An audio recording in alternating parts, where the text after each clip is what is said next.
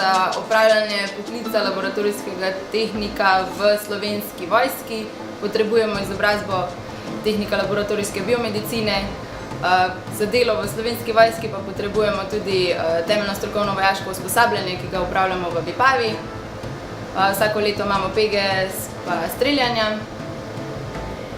Za ta poklic sem se odločila, zato ker me veseli delo z ljudmi. Vojski pa sem se pridružila čisto po naključju.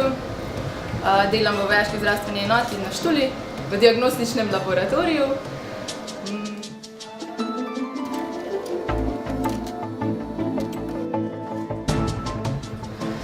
Vse se začne pri odvzemu.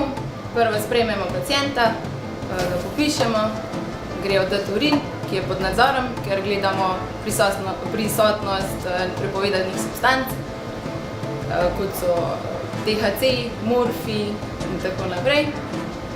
Potem pride nazaj dat kri, potem pa se lahko začne analize.